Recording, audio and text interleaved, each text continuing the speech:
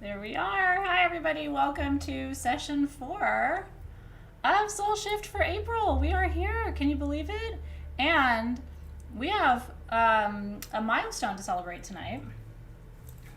You know, not only are we pretty much a third through 2021, which blows my mind,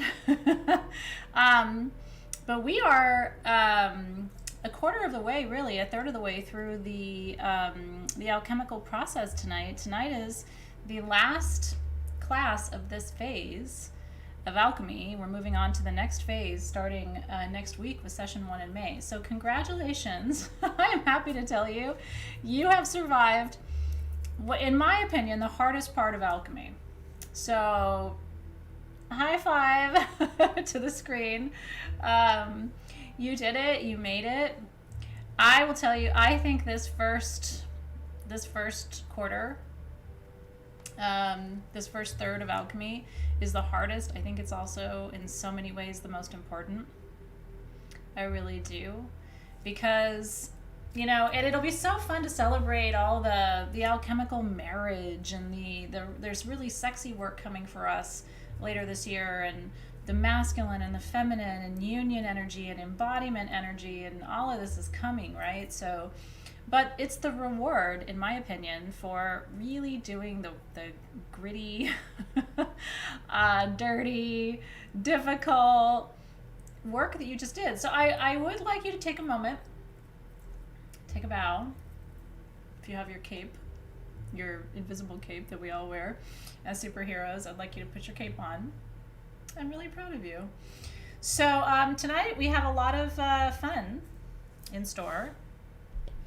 If you have your tools, we are doing our releasing ceremony tonight. We've been waiting for this, right? We've been preparing for this. So we're going to be working with our cauldron tonight. I have some extra little goodies that I brought from my garden. You did the yucca, and now we get to start playing a little bit. Put on your crown, darling. That's right. Jessica did a nice curtsy. I'm very proud of you. So tonight, if you have your new moon water, if you have any perfumes or oils, if you have your tears of releasing, I'm also going to be working with my Spring Gateway perfume, because there's important energy here for that. And then if you don't have your tools, you can improvise and really do your own ceremony tonight. Some kind of container to hold it. You know, we're using our copper cauldron, whatever you have that works for you, that you're excited about, right? Yeah, I was going to say, Karen Carly probably doesn't have that many flowers blooming in Michigan. You will soon. But even leaves would be okay. I don't have my ashes because my ash jar really started to grow some interesting things. I thought it would be okay because of the oils, but I think I had it in a room that was too humid. I usually keep everything in a cabinet here where it's kind of air conditioned and dark and things don't go crazy, but anyway, I don't have those ashes to work in, so I'm going to be using a little bit of ash tonight from my, from what's left over from my clearing energy and ceremonies in my little bowl, so I have just enough to add to that. But if you have your ash potion from before, you're welcome to incorporate that into your jar of magics tonight. All of that is good. My water stayed perfect, interestingly enough. I did not add oils to my new moon water, and it's in great shape. I did add some additional crystals to mine just so that you kind of know what I'm working with. I put a little Veracruz scepter in there, and because I thought amethyst felt really good for this work. And then I put a big old morganite in mine that's been charging with it because a lot of what I always have to release energetically is around love.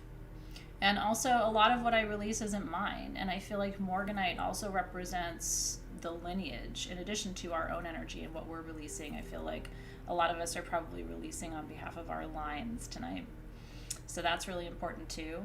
I brought white flowers from my garden to represent peace. I brought a white rose and a lemon blossom and a little a jasmine flower. So if you have anything fresh that you want to add, your water's in good shape too. I like it. Yeah, I've been using my hemium diamond after ceremony to come back down to earth, and it's been helping. So, because we are doing ceremony tonight, so I like to have something a little grounding there. And then I'm going to burn just a little bit of our expansion incense to kick us off. So if you want to burn some incense too, you're more than welcome. On ceremony nights, I like to take it slow and like walk you through the process too. Just so you kind of see. Sometimes I set all this up before we start, but when we're doing ceremony together, I think it's probably good to show you. Because some of you are new, you may not have set up an altar before, or, you know, prepped a charcoal disc for incense, or, you know, I know a lot of you are very, very experienced, but there's always some people who are new, and I love watching my teachers set up for ceremony. When we used to do things in person, I would always go early, just so I could watch them set up. Have you ever done that? Have you ever done ceremony with a teacher in person and asked if you could go early and watch or help? Sometimes they don't want people there before because they have private things that they do. But all of my teachers have been really gracious and always said, oh yeah, come help me, I would love it. You know, we can set up together and prepare the space. And so I've learned a lot over the years just by even watching how people do what they do, right? There's something magical about it. Oh, you're so welcome. Thank you, Christine, for that. There's something really cool about it. And everybody prepares differently for ceremony. Every single person I've ever watched do it has their own kind of protocols, and some of it depends on their tradition and their training, and some of it depends on the energy in the room. So it's all a good learning experience, right? Yeah. So with the Hemium diamond, what I do with it, there's two different things I like to do with it. I like to hold it between my thumb and my forefinger to activate the energies there. Or I will sit with it. I've been placing it like over my sacral chakra, so right between the ovaries, and just holding it there for a second with one of the flat edges against my body and breathing. Because it's really good for activating the upper and lower chakras. I don't think we have any more of them, so I'm not trying to tease you with something, but I have been keeping it on my altar because it's a good tool. I like it. Yep. Your tip has a hole in your stir stick. Did you let them know? Because they would send you a replacement for that. I mean, it's good to let me know too, but it's even better to let the team know because they'll send you one. Or you can just ask Alexis to, you know, send a message too. But my team is really good, Bonnie. I mean, I know you know that, but and they're not behind on messages. So if you write to them, they should be able to help you real quick. Yeah. Alexis is mentioning using it as a rattle, which is really smart. I haven't done that, but it's very true. Isn't that cool? Yeah, I'm glad you like it. Yeah. Well, they will have one. They'll have them if something is wrong with yours. What we do is we write to the company and we have them custom make it. So just send my team a picture so they can see. It's a long process, but we'll do it. So send the team a picture, you know, support. You know how to do this, right? I'll let Alexis take care of it because I know we're already starting a little bit late, but I just want to make sure you got what you need. And sometimes when you're commenting, I don't know if you are letting me know or if you're wanting me to let the team know. So, yay! Yeah, they'll take good care of you. Okay, so tonight's ceremony is really important. And I want to start to get you into the mindset for it. So let's not delay. So I'm going to take a few minutes. I did, you know, I always have things. I do have my notes because there are things I want to share with you before. Yeah, and Alexis will take care of you just because I'm going to focus here. But and if they aren't able, Alexis, to replace those, you can let me know that as well. I don't want to misdirect anybody, but I'm pretty sure if yours was damaged, we'll help you with it. So anyway, Alexis will help you guys in the feed. Okay, so I want to prepare you for the mindset of what it takes to really engage in a releasing experience like we're doing tonight. And for me, it's a process, okay? And I want to kind of explain what I mean by releasing because sometimes energies are not meant to be released, right? And I also want to make sure we define what we mean by releasing. When I release something, it's not like, well, first of all, if I release something, I want to make sure it's energy that's ready to go. So I want to make sure it's not energy that I don't know, still has some kind of karmic connection to me, or is still work that needs to be done. Because in my experience, when you release energy that's still active in your field and needs your attention and needs your work and needs your focus, sometimes it's difficult to release because it's not quite ready to go yet. It's like pulling fruit off the tree that isn't quite ripe, if that makes sense. And so that's one thing we don't want to do. Do you know what I mean? We don't want to pull fruit off a tree when it's not ripe. And so sometimes when we try to release an energy that isn't quite prepared, you know, we end up getting ourselves into a position where we have more karmic work to do. So I want to prepare you to think about this tonight. What are you ready to surrender and ready to release? Now, sometimes, right? Sometimes people will say, well, I don't know what I'm ready to release yet. How do I know? And what I often do is ask my spirit guides. You know, spirit guides, spirit team, help me, guide me, help me discern and understand what it is that I am ready to release. Right? And then listen for the message and listen for the wisdom and see what comes to you. A lot of times you will be guided, and those messages, in my experience, are very accurate. What you hear from your spirit guides when you ask for help is usually absolutely spot on, in my experience. Has anybody else had that experience too, where, you know, you've asked your spirit guides for help and then you get a message and it's like, it's so absolutely accurate? Yeah, and so like Colin is saying, her legal career, right? Are you ready to release that? And then if you are, it can be such an incredible instigator. You know, it can initiate a whole new cycle once we release energy. And it has a physical impact too, right? Because when you release energy, it also helps to release wherever that energy is stored in your body. So a lot of times when we let something go that we're ready to let go of, it's like, wow, and then all of a sudden my shoulder doesn't hurt as much, or wow, all of a sudden my hips are a little bit more, you know, I don't have that sciatic pain, or and sometimes you don't see it right away. It's like it takes a minute to put 2 and 2 together and get 4, if that makes sense. And so anyway, I share all of this with you because in terms of thinking about what you're ready to release, I think it's really good to A, ask the spirit team for guidance, B, make sure it's something that, you're ready to put that outside the door and close the door behind it and move into a next phase and cycle. One of the things I've been challenging myself to do through this alchemical process, and I want to share that with you because, as you know, I do this work right alongside you.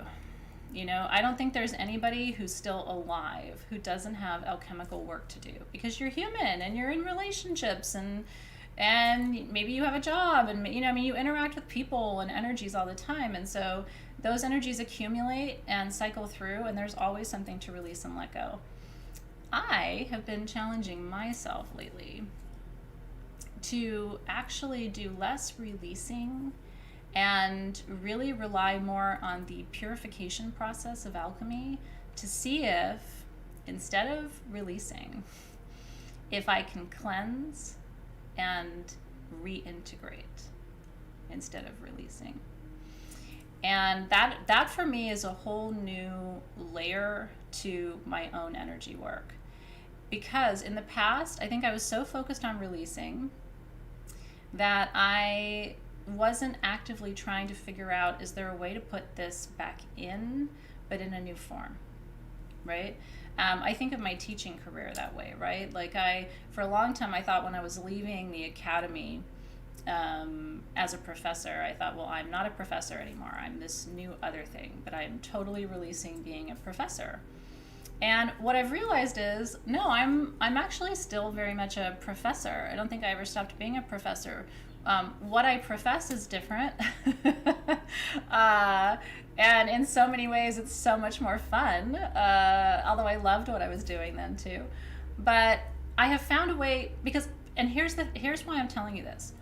I wanted to shed that because at the time, there were so many parts of it I didn't like. I didn't like the politics of academic life. I didn't like the way students were treated a lot of times. I thought that was kind of shitty. I didn't like the kind of debt I saw students going into and not being supported and guided about how not to do that.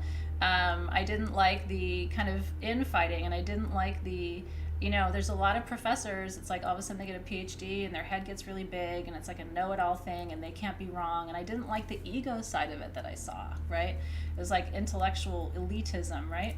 So what I realized is I was wanting to release all of that because I wanted to be done with that. And what I didn't realize at the time, this was 13 years ago, right? 14 years ago now, when I retired from teaching and as a professor. What I didn't realize then is I didn't have to release it. I had to figure out what parts of it were true to my soul and accurate and valuable for the next part of my journey and retain that, and then allow myself to release the energetic parts of it that weren't in alignment and weren't serving. So does that help a little bit? Because for a lot of people, they look at this poor little cauldron and they think, how am I going to fit all my stuff in there? You know what I mean? Like, I can't fit it all in there, right? And like Lauren, right? She loves being a teacher, but you might be ready to let some parts of the way you're teaching or how you're teaching or the system in which you're teaching, you may be willing to let some parts of that go.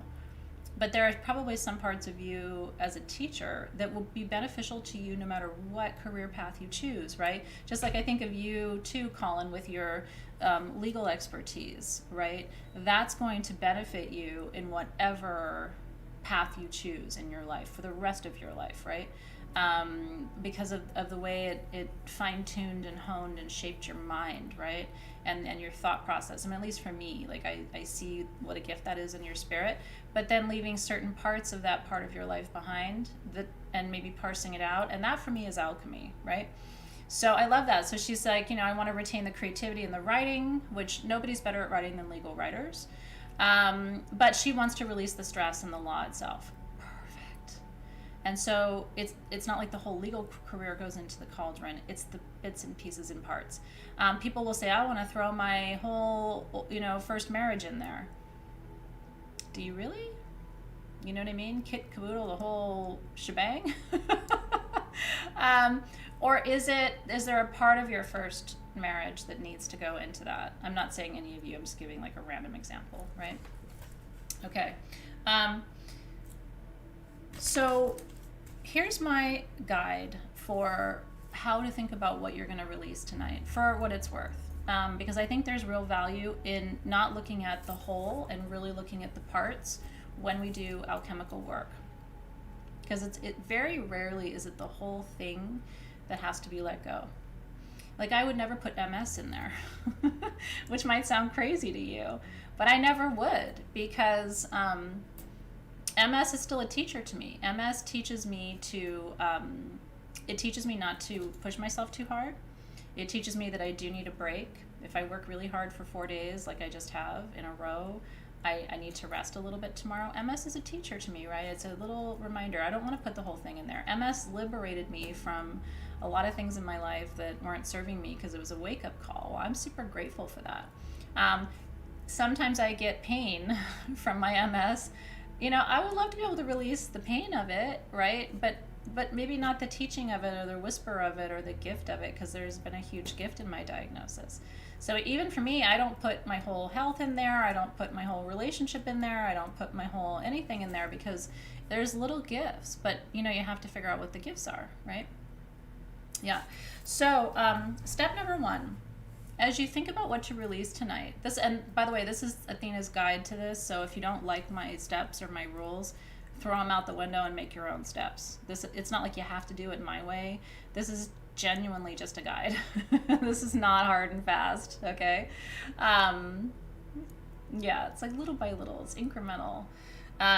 For me, I begin with complete self-acceptance. That's where this process begins, okay? It doesn't mean I'm ignoring my flaws, because I have plenty of flaws. In fact, I could alphabetize them for you, make a list of them, and stick it to my forehead, if you would really like. No one is more aware of my flaws and limitations than I am, and there's a long list of things that are not perfect about me, right? So I have to go through, if what self-acceptance means for me is that I am willing to entertain that every part of myself has value. Let me say that again. Self-acceptance for me means I'm willing to entertain the possibility that every part of myself has value, even the parts of me that are flawed. So we can begin there. So keep that. That's almost the first thing I want you to think about as you prepare to release tonight. You know? And that's hard for a lot of us who are we're so entrained, we're so used to looking at every flaw and focusing on every flaw and saying, I can't accept that, I gotta release it.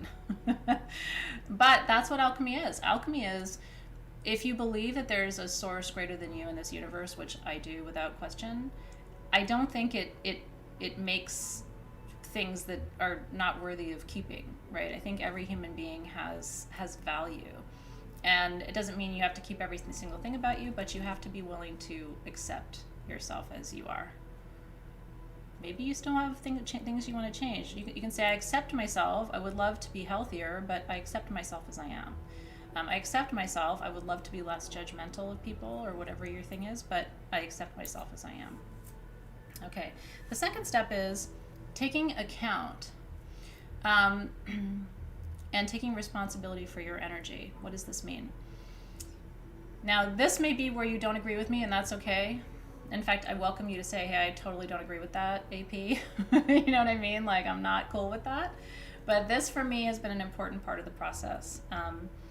I believe we have to take responsibility for our energy, which means I may not like where I am in my life right now, but I got myself here. My thoughts, my choices, my relationships, my decisions, this is where I'm at. If I don't like this, I can change it, but who I am, where I am, ultimately is my responsibility. And I say that because I'm the only one who can change me. Dave might want to change me, but he can't. I mean, you know, he just can't. I can't change him. I can only work on me.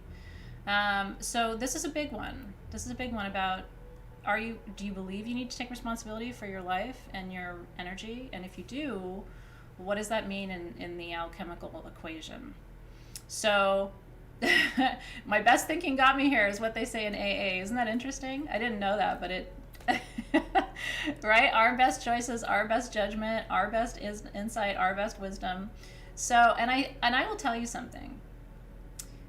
Taking responsibility for one's energy, for me, is an absolute criterion to be in relationship with me, because I have found it's really hard for me personally, and I'm just saying me, to be in a relationship, whether it's a friendship or a marriage or a business partnership or whatever, with somebody who constantly says things are other people's fault.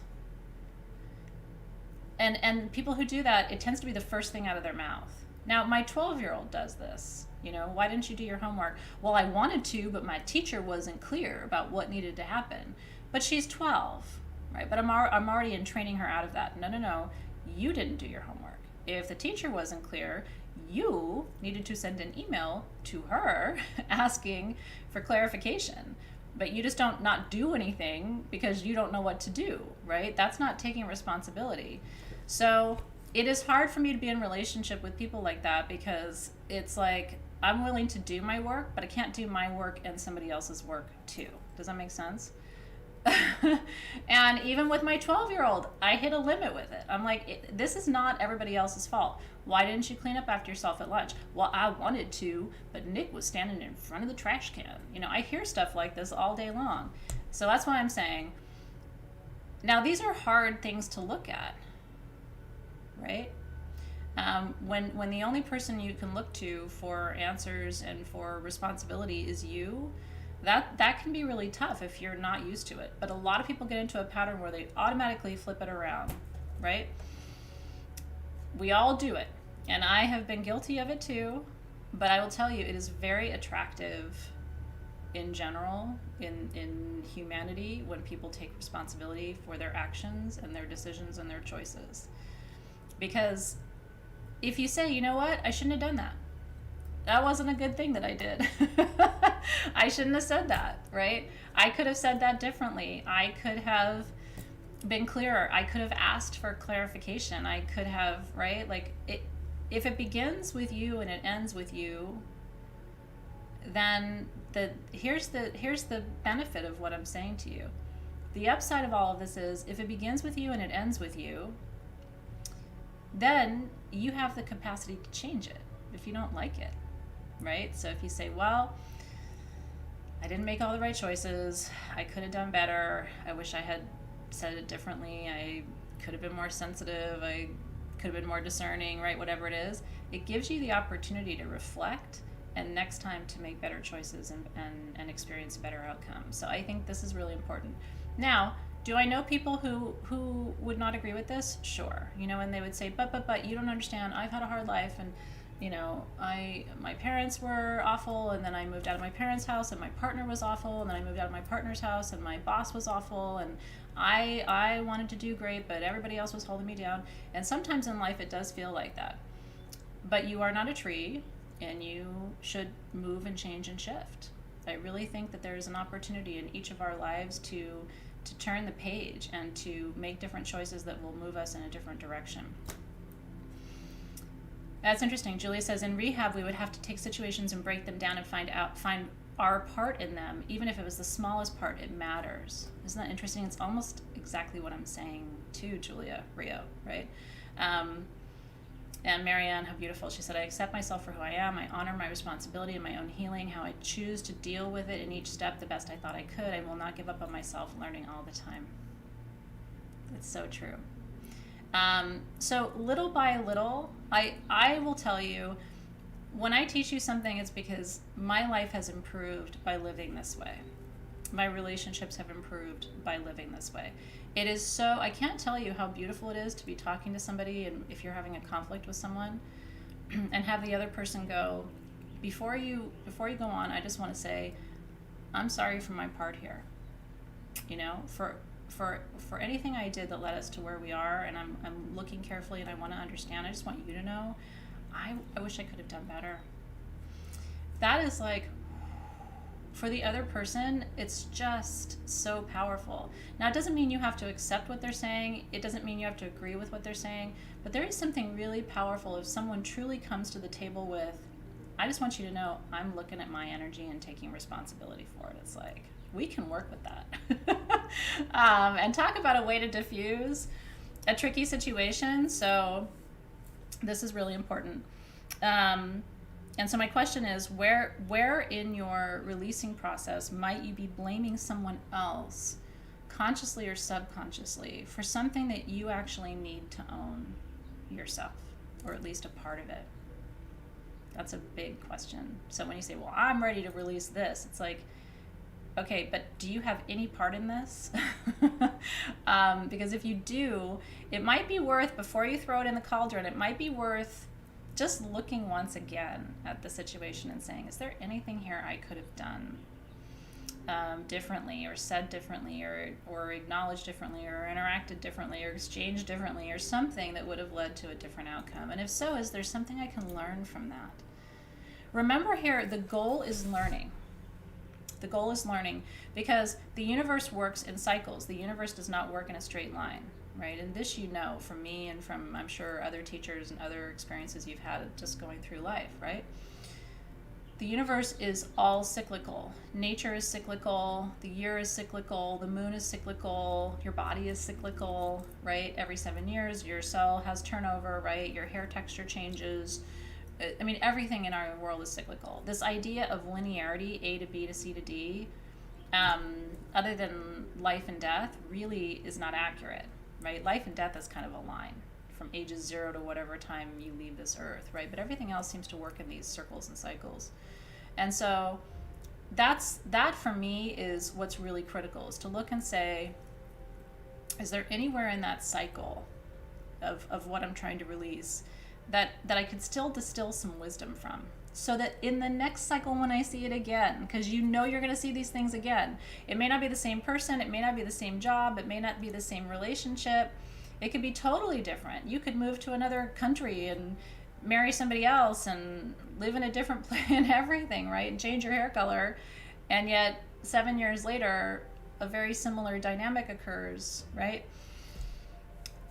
So I want you to think about that, because if there's anything you can distract, distill, and digest anything you can learn from, then that means it's still valuable, and it might not be time to release it.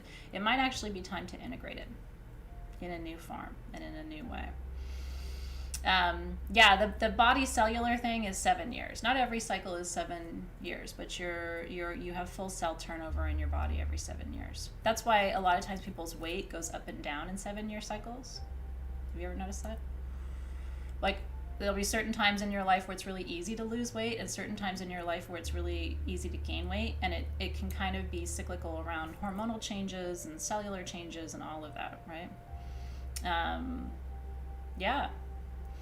So Christine said, I don't feel like I need to release anything. My child life was really, really bad. I just don't want to cry or go back down memory lane. Can you help me and explain what I might please do, please, and thank you.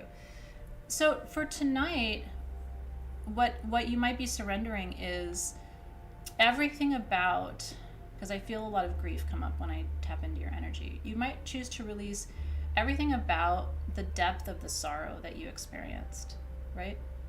That the heaviest, hardest, densest part of that sorrow might be something that you choose to put in the cauldron.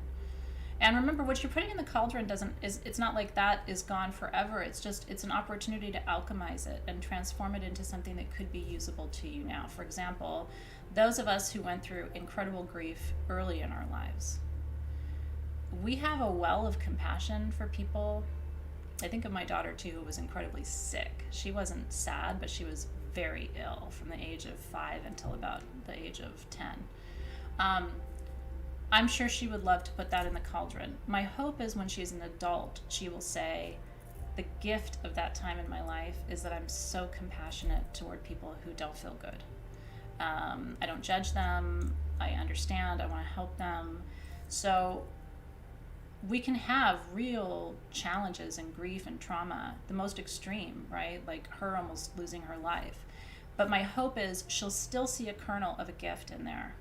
So maybe she puts the most intense fear and grief into the cauldron, but I hope she still keeps a little bit of that experience out because it taught her the depth of compassion that I know she's going to carry with her as an adult who now wants to become a nurse or doctor. She can't decide, but so that she can help children who are sick, right? And Becky says, I'm not sure what I can learn as an abused child and neglected. Well, so hopefully what I just said was helpful to you, Becky. I'm not saying that there's anything from being abused that you can learn from, right? What I'm saying is there may be a gift in your experience that you may feel deeper compassion for people, that you may be more tender with people as a result. You may be a better parent as a result. My mom and dad both had really challenging childhoods that you might describe as terrible in their own ways. Really good parents, right? Extremely attentive, very gentle, so compassionate, right? It made them into these superpower parents, in my experience, having such a traumatic childhood for each of them in radically different ways. So I again, you can say, you know what, take that and shove it, Athena, and I will. I mean, I'm not wedded to anything I'm telling you, but I guess my point to you is I think that there is a gift in every challenge. And I'm not happy that you had to go through a challenge, and I wouldn't wish them on anybody. But people who've been through abuse and neglect often turn out to be the most compassionate, loving, tender human beings on the planet who, if they don't have their own children, look out for other children, support orphanages, or work for human rights, or other things like that. Does that make sense? So I don't know if that resonates with you at all, and you can share your feedback with me, but some of those challenges that we go through make us into amazing adults, you know, and it's a shitty path to get there. But if there is some light at the end of the tunnel, I think in my experience, it has to be that. It can make you an overprotective parent. My parents were very overprotective because they had seen too much, right, in their own lives. And so they had some worst case scenarios they could imagine based on their experiences, right? So maybe that's a challenge that they face. But I don't know, there's something in, like me, you know, I was bullied. Now that's not abuse, right? It felt like abuse, but it wasn't like growing up in an abusive home at all. but because I was bullied, I always stick up for people, like, because I don't like to see people pick on people. I don't think it's fair, and I think it's wrong. And so it gives me strength to stand up for other people because of the experience I had, right? So yeah, or it can make you an amazing therapist, right? Maybe you go on to become a therapist who counsels and cares for others who've been through abuse, and it makes you this superpower therapist too. So that can be something very powerful too. And then the last thing is stories. So in certain traditions, they talk a lot about stories and narratives. I don't talk a lot about it because it can become kind of like all they talk about, like, well, that's your story, or what's your story, or don't cling to your story, or you're not your story. And it becomes kind of like gimmicky, and I don't like that stuff. So I kind of don't do too much of that. But we all have stories, and we get really attached to them. And one of the things I want to encourage you to do is maybe put some of the stories that you've started to identify with. Like, we tell the same stories over and over and over again in our lives. I don't know why we do it, but every human does it. And then we can get attached to the story, and then the story becomes part of who we are, even when we want to release the story. You know what I mean? Like, and I think we have to be mindful of that. Like, why do we retell the same stories over and over again? Is there something in it that we've started to attach to, and is that serving us to be connected to, I'm a survivor? Well, that becomes a story, right? How does that, it's a powerful story and it's an important story, but do you need the story, right? How is the story serving you? How does it serve the people that you tell? I even think about this sometimes with MS, right? Like, my MS is a story. When I share about it, maybe I help people who have scary diagnoses and need to not feel so scared. But I also don't want to be attached to that story. It's not the sum total of who I am, and I don't know that I need to talk about it that much, right? So if you're stuck inside your story, and the only way to know it is for you to assess that, right? But if your record skips, do you know what I mean? It might be time to release the story. Maybe you can harvest from it through alchemy what serves you, right? Overcoming odds, inspiring people, encouraging people. Those can be the gifts of some of our stories. But when we tell the same story over and over and over again, sometimes we do it for pity, right? Sometimes it's a woe is me thing, and that does not serve you, because getting pity from people actually keeps you very small. Getting support from people can expand your energy, but getting pity from people contracts your energy. Does that make sense? So I don't know. I mean, again, this is all world according to Athena, and you absolutely have to do what works for you. But what I'm starting to do slowly but surely is even take my stories apart. And my spirit guides have been on me about this too. They have been for a long time. There's just certain stories they don't want me to tell anymore. And I think it's because they're trying to get me to disassociate's not the right word, because that has its own connotations. They're trying to get me to detach from certain parts of the story that don't serve me through repetition. Does this all make sense? Okay, so so stories are helpful, but not when you tell the same story about, what happened to you when you were 3, and it's the thing that you tell everybody when you first meet them, and it's the thing you tell when you're introducing yourself to a group, and it's the thing that, like, oh, did she tell you about when she was 3? It's like, you'll know if you're stuck in a story, and then you have to stop and go, I wonder if I need to keep telling that story, or am I ready for a new story? Or am I ready, because this is alchemy, to integrate the parts of that story now that do serve me, do continue to empower me, and put the other parts of that story in the cauldron. Does that make sense? Okay. Now again, if you're like, no, I don't like that, and I'm putting my whole story in there, or I'm not putting any stories in there because I love my stories and I'm stuck to them like scotch damn tape. You know what I mean? Like, you have to do you. I will never push you to do anything or say you've got it, it's my way or the highway, or if you don't do this, it's not alchemy or whatever. There's no right or wrong way to do what we're doing tonight. But I did want to tell you these things just to get you thinking a little bit, because when I was deciding what to release tonight, this helped me clarify. And ultimately, it helped me change my mind about a couple things that I thought I was going to release. And then I'm like, no, I'm going to release parts of this, but not all of it, because there's something in there. Yeah, so number 3 is looking at what stories you live inside. Sometimes stories live inside us, and sometimes we live inside stories. I think it's okay for stories to live inside of us, right? But when we live inside the story, it has control. If the stories live inside of us, we have control. We can attach to it, not attach to it. We can share it, not share it. And we can use discernment to decide how we really are in relationship to it. When we live inside of a story, it has control. It has to have a voice. It has to be shared. It's part of our identity. It's how we know ourselves. Every single person on the planet who knows us knows that story and have heard it 10 times, right? And so that's the differentiation. Yeah. So, and this idea that we have to let go of parts of things, but not all of things. I have the cutest little moth in here right now. Such a perfect, like, ally for this work. Do you see? Look at you, little moth.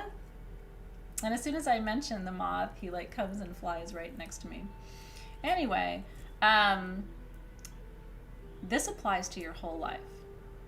You don't have to throw everything away, you know? When I was young, if I got into an argument with somebody, that was it.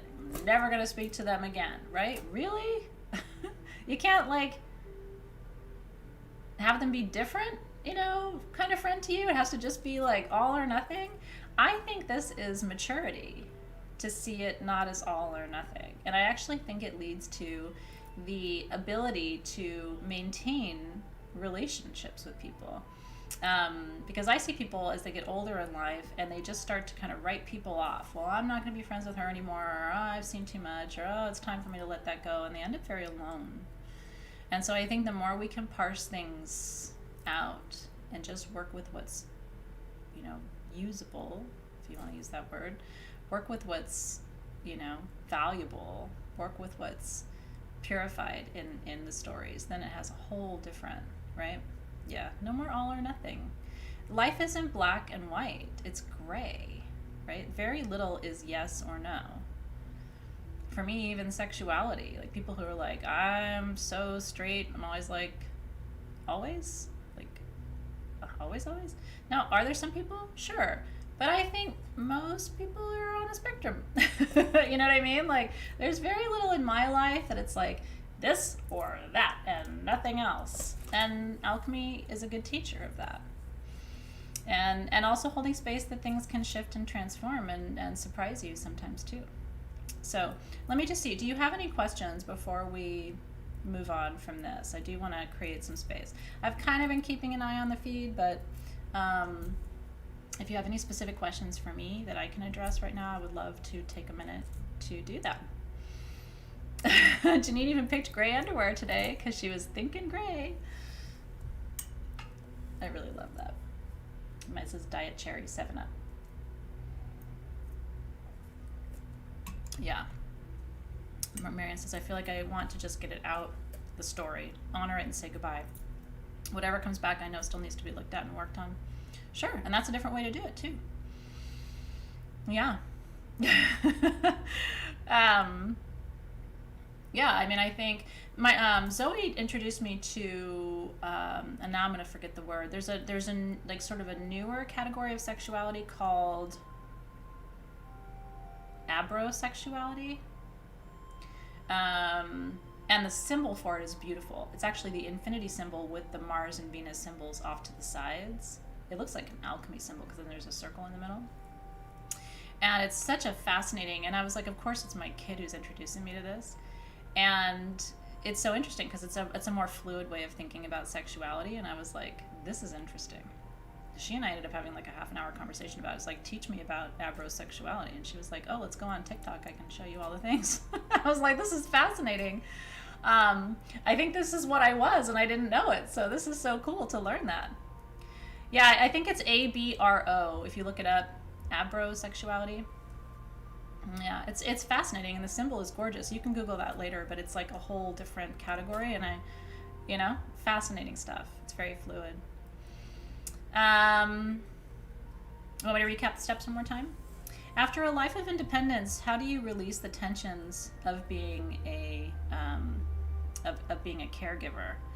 That's an interesting question. Do you mean after a life of interdependence, where you've been responsible for someone else? Yeah, that's a process. Releasing. I always say releasing is not an action; it's a choice. But the reality is, it is a process. You have to set the intention to release, but then the actual releasing comes in stages, right? Yeah. And like Karina's saying, the nostalgia holds her in a story, the longing for what was, but what is can be so much more what is can be so much more. It's very true. Let's see. Can you please say the beginning of what you said to release? I love the verbiage. I'll try to remember what I said. Yeah, thank you, Ting, for that. Ting shared the definition of abrosexuality. Yeah, it's the idea that you can change your orientation over time, or that your orientation changes over time. You don't change it, but it changes. It's interesting, right? So yeah, let me repeat those stages to you, and remember with tonight, choose what feels easy to release. Right? This is not, you're not going to get an award because you released the hardest thing tonight. Like, you don't get a trophy for that. I always say, go for the low-hanging fruit because it's ready to go. And another way to know if you're releasing the right, I don't like the word right, accurate thing for yourself is you'll feel a sense of relief. Like, yeah, I'm ready. That feels good. Like, check your body. Your body is a really accurate teacher. It's a really accurate gauge, your body. So if you go to release something and you feel a catch, like, ooh, I don't know, that's not the right thing to release right now. If you go to release something and your whole body's like, yes, that's how you know you picked the right thing. Okay. Okay. So again, the steps, these are my steps. Number 1, accept yourself as you are. So we are not putting Jamie Bow in the cauldron tonight. We're not putting Sheree Wheeler in the cauldron tonight. We're not putting Athena Parakis in the cauldron tonight. We don't need to release every single part about ourselves. In fact, we need to really start to accept everything about who we are, what we want, all of those things. Because I really believe if you believe in any kind of God, whatever you call it, if you do believe that there's a guiding force in this universe, you probably also believe it doesn't make a lot of mistakes. In the sense that I don't think human beings are mistakes. I really don't. And so accepting yourself means ultimately that you can keep everything about who you are, and you don't have to release who you are, but you can release parts of your story, which is what we talked about with the third point. You can release parts of your story, parts of your past, parts of your relationships, what feels too heavy, right? We're not putting Doris in the cauldron. Thank you, Saya. Really cool, right? And then the second one was take responsibility for your energy and take an account of yourself and acknowledge where you might be blaming, consciously or subconsciously, other people for work that you yourself need to do, right? So I'm going to put Doris in the cauldron because Doris is a huge jerk. And Doris was not nice to me. And so in she goes and, toil and bubble in my cauldron. Bye, Doris. And it's like, no. Where was our part with Doris? What could we have done differently in that situation? And if there's nothing that we can learn from it, we can put the situation in the cauldron. We don't need to put Doris and the whole kit and caboodle and the whole shebang in there, right? And then the last thing is, look at, immerse yourself in the stories that you tell and see if there's any parts of the stories that can be released. Yeah. Poor Doris. Doris and Joe Bob are, I have to have names to describe things, and it's just kind of what I choose. There was a question I wanted to come back to. Yeah, I agree with you, Marianne. Somebody asked, where is it?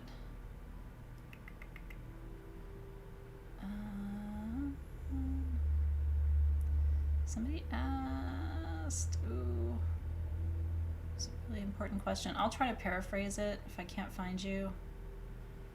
Somebody asked, how do you...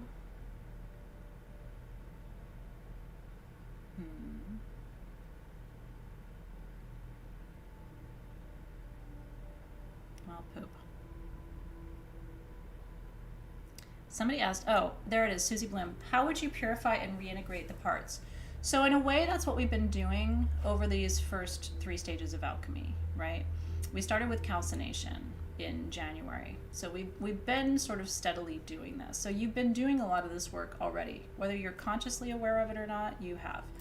So if you think about it, we started with calcination, and that was the ultimate process of trying to cleanse and break things down, right? To burn through old structures, old beliefs, old paradigms, old understandings of who you are and what you mean in this world and why you're here and all of that. And then we've gone through this phase of dissolution, which is taking the ashes of calcination and purifying them.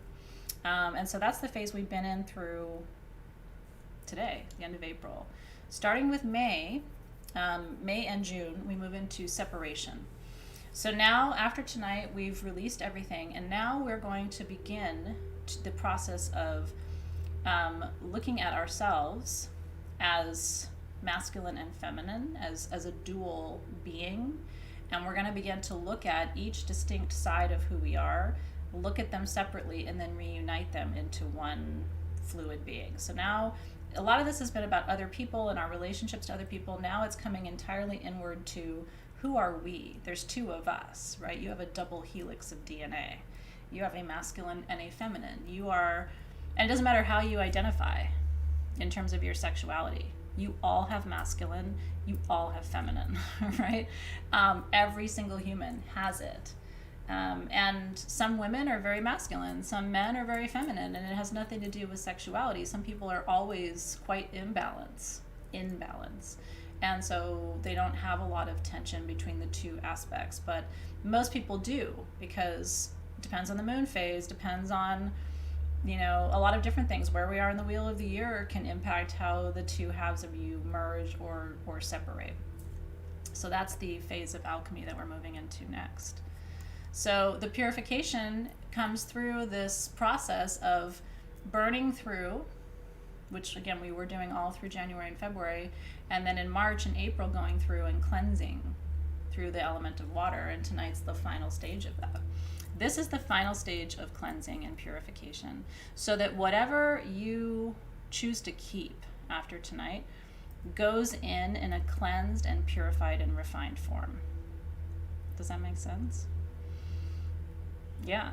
No, it's very true. Yeah, it's always interesting to me when people see feminine, masculine as related to sexuality, because I tend not to, but I always see them as energetic, right? So, and I see people as fluid, and I see identities as fluid. So, certainly there are, probably people who don't feel like they have any feminine in them, but I would beg to differ. I would disagree with that, just based on my own experience of this universe and of nature, and, yeah. Okay, you ready? So let's start to prepare and drop in a little bit. I'm going to add a little bit of my expansion incense to my charcoal, which has your white sage and your Palo Santo, and so that's another just really easy way to cleanse and purify your space. Sending some of that to you. If you don't have it, take a nice deep breath there. I have to say, I'm so in love with the incense shakers. We haven't made them for the community yet, outside of Soul Shift, because I don't have enough containers because of a pandemic. But once we're able to, I think I want to carry it as a line at Sage Goddess, because I just love how easy it is to just shake it, and off you go. And I already sprayed my whole room with our immersion elixir before class. I always do that before class. And what I like about that too is that it connects us across space and time. Like, if you have this, your room smells exactly like my room does right now. So it's kind of cool. Like, it's a way for us to be together, even though we're not in the same space. It's yummy, isn't it? I know my rose bushes are finally blooming. I'm so excited. It was a long winter, everybody. Aren't they fun? I know, it's super fun. Okay, so I'm going to, let me just see if there's anything else I want to do before I start. No, I think I'm ready. I think I'm ready.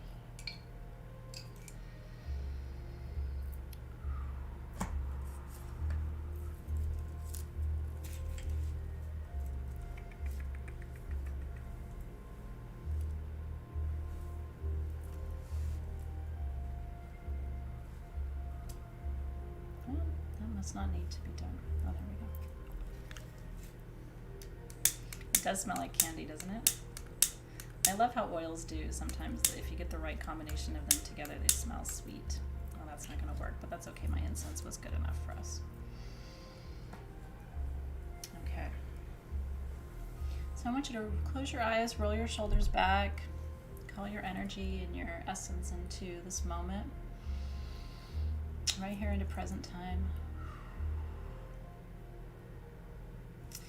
And we're going to begin by opening our circle, calling in the guides and the guardians of the 7 directions to hold us in our sacred space today.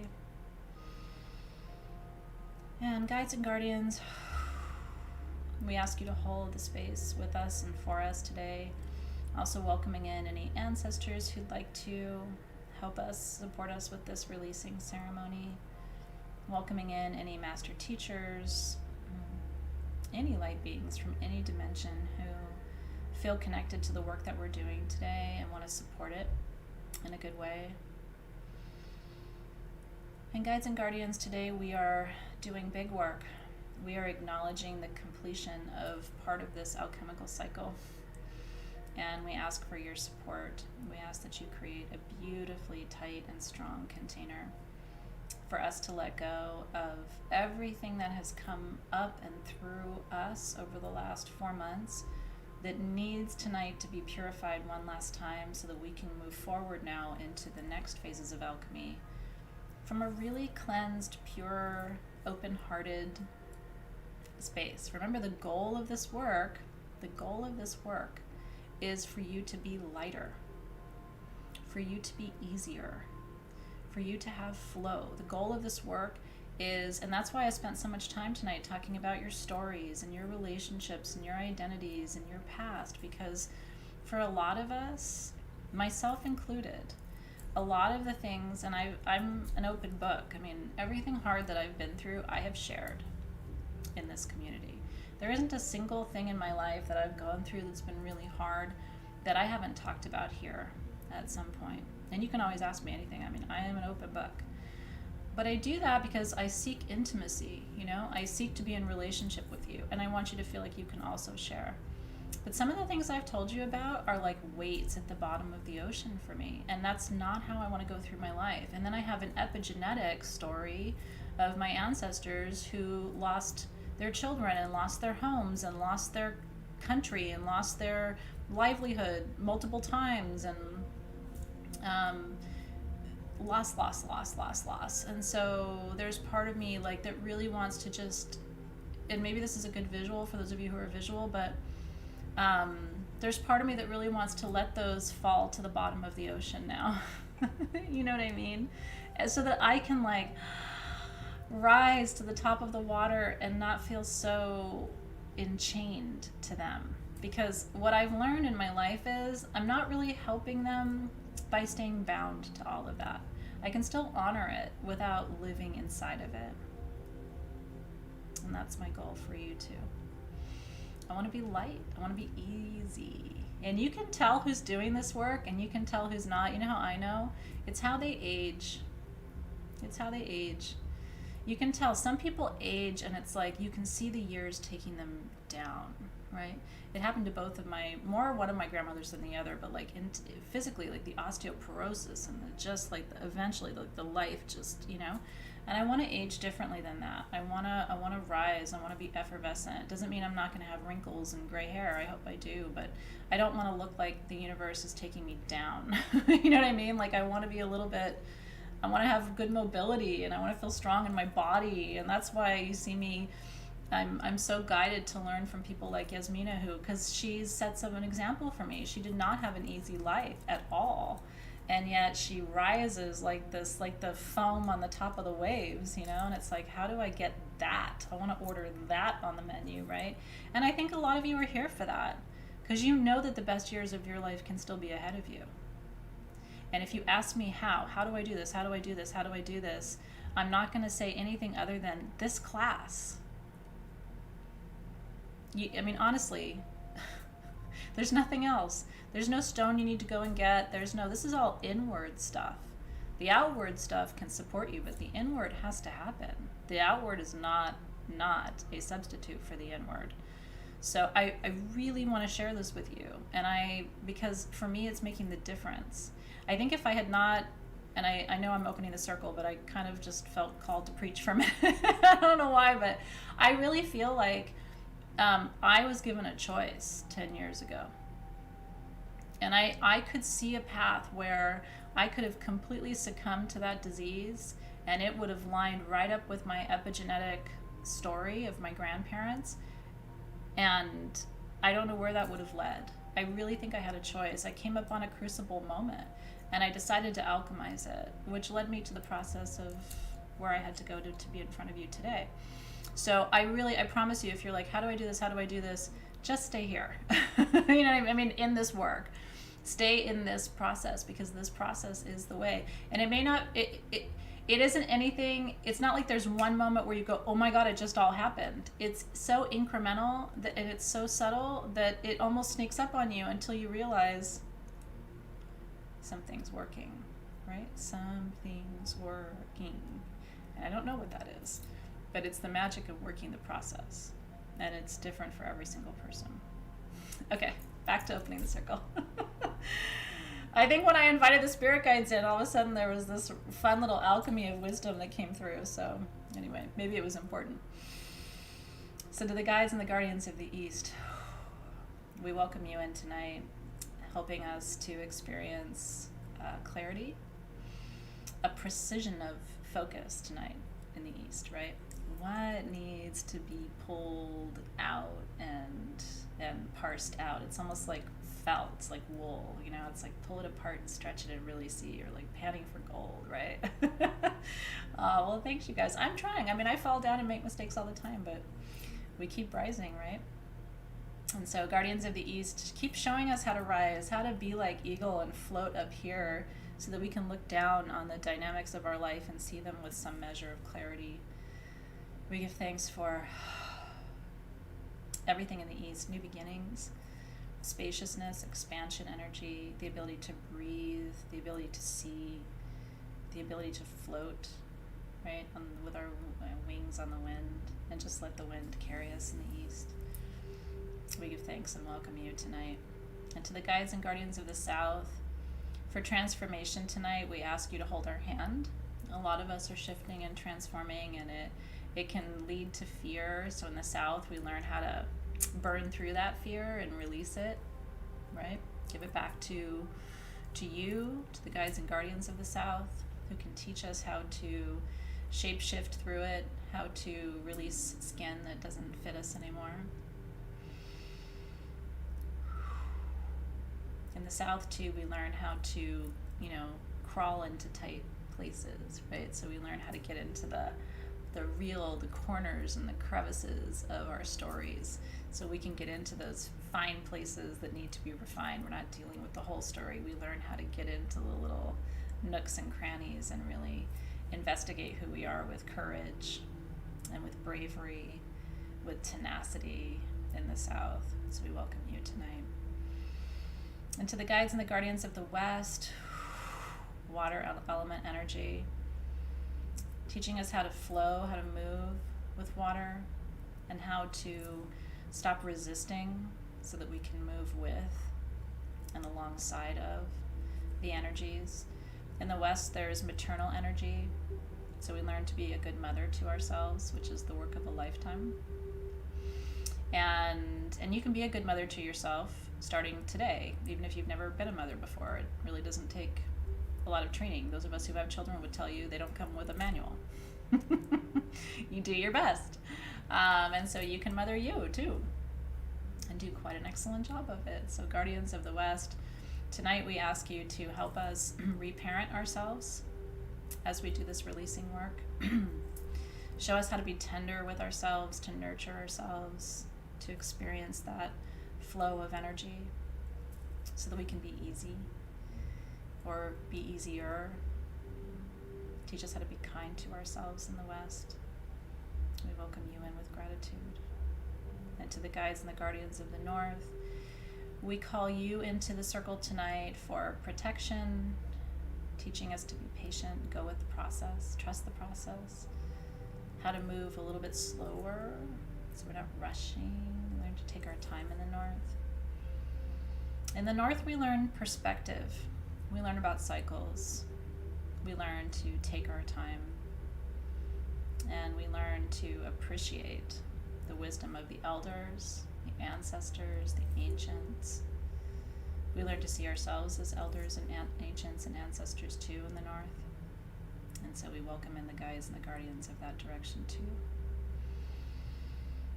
And then in the upper realms, we call in the guides and the guardians of the highest dimensions tonight to connect us with wisdom, to connect us with our angels, our higher selves, who always have the right answer, that highest, wisest, clearest part of ourselves that has the accumulated wisdom of all of our lifetimes in her hands, in his hands, in their hands.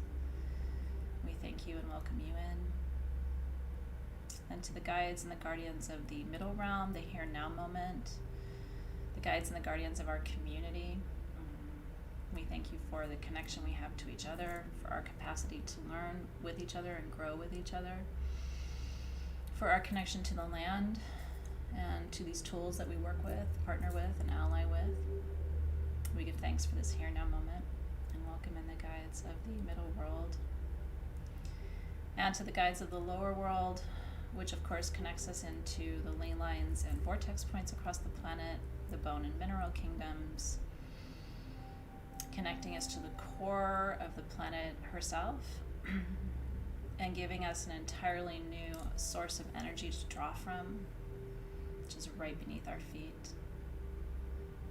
Thank you for teaching us to appreciate the past, but to remember that we don't have to repeat it.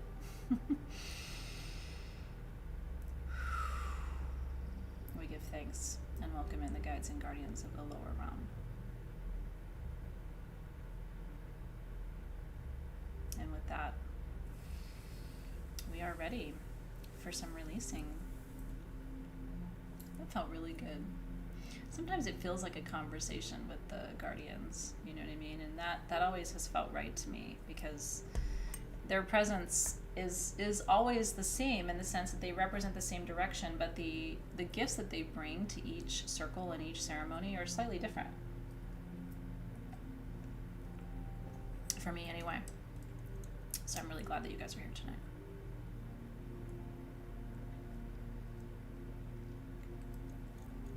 Class break. I don't like this color, by the way. I hope that doesn't distract you. It's my favorite brand, but it's very pink. Okay, so I'm going to bring us over to our tools now.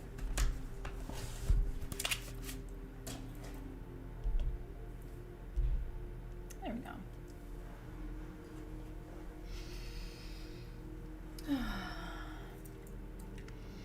I see you, Melissa. Yeah, go full screen. You don't have to participate in the feed. I mean, you can, and I love it when you do, but if you want to take a break for the next 15, 20 minutes and just be in the process, I would love to see you do that. Thanks, you guys. Okay. I am very loyal to my lip gloss brand. And I love that I can get it at CVS. Okay. I'm actually going to go full screen too, and that way you won't be distracted by me either. Okay. I'm going to move my incense over to the side.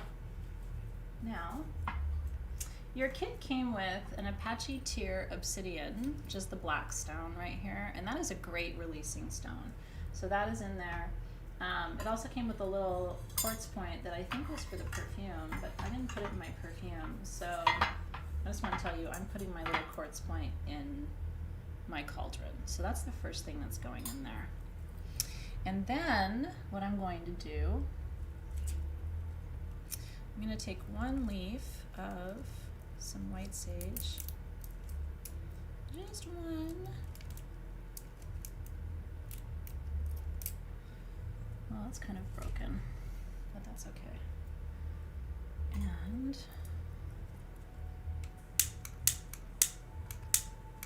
don't have fire, do I? Oh, I do. I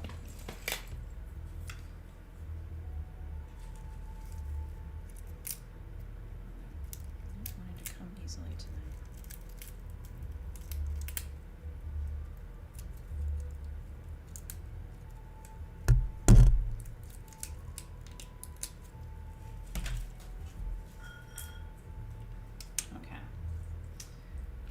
Light one leaf of white sage, and you don't have to do this step if you don't want to.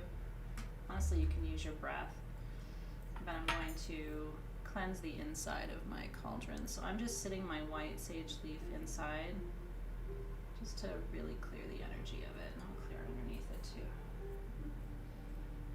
And then I'm just gonna pop that in there and let it burn down.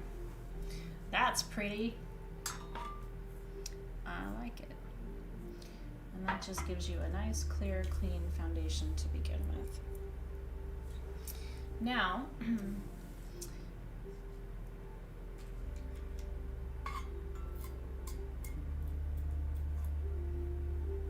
that kind of burn itself out. Now I want you to set an intention for this work. And my intention tonight for myself is to really let these things be that I'm releasing tonight.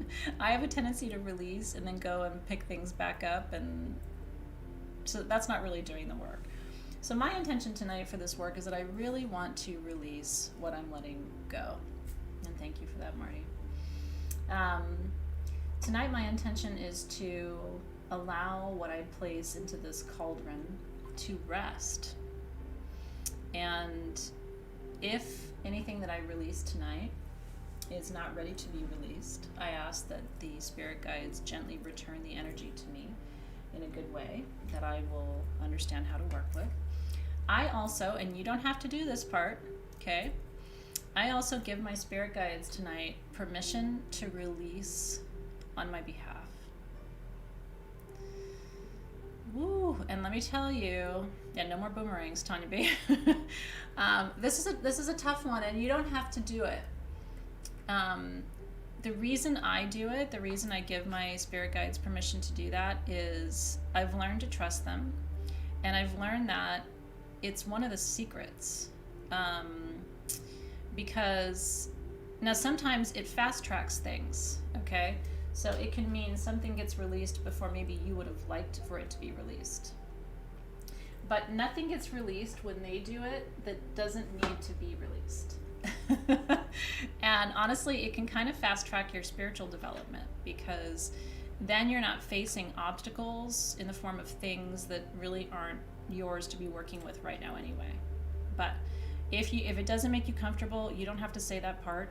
But Spirit, I give you permission to release on my behalf anything that is no longer serving me in my life. And so that is complete. Up to you. Your spirit guides are not going to hurt you, right? I mean, that's my belief. And a lot of times it actually really supports your health, to give them permission to do that, because you may not realize that you have energy stuck in your digestive tract, but you've been having stomach aches for a year. And so all of a sudden you give your spirit guides permission to release on your behalf, and then the stomach aches go away, and you're like, oh. I've had stuff like that happen before. So usually there's some kind of hidden gift in it. Now, your tears of releasing has the anhydro water. You know this, right? from the inside of that geode. It also has champaka oil in it. This is super powerful stuff. I'm going to tell you, I'm not going to use all of mine because even though I own Sage Goddess, I don't have a never-ending supply of this. Okay? Nobody does. What they did for me is and you can still get this water on sagegoddess.com. I mean, not right now, don't leave class, but if you want it, we still have some bottles on the website.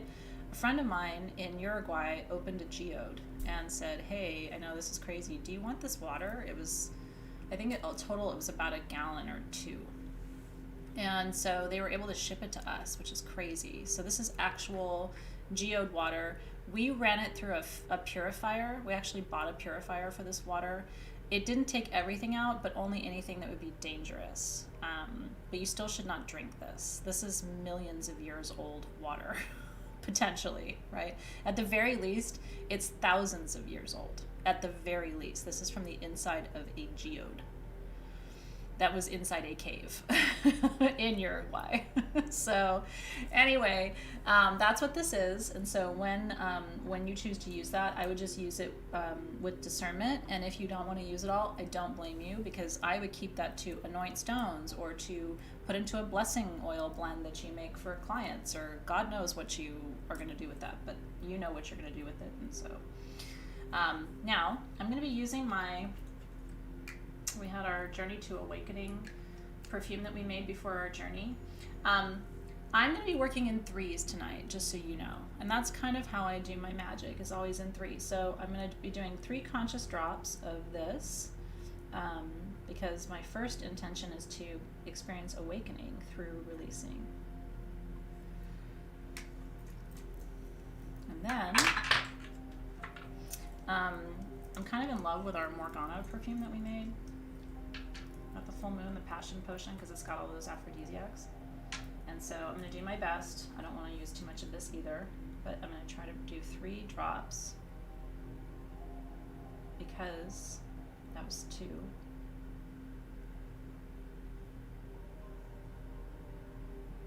I'm releasing my fear tonight of living into my fullest potential. That's one of the things I'm releasing. And that's a big deal. And then there's St. John's wort in this, in the perfume blend that we made for the Spring Gateway.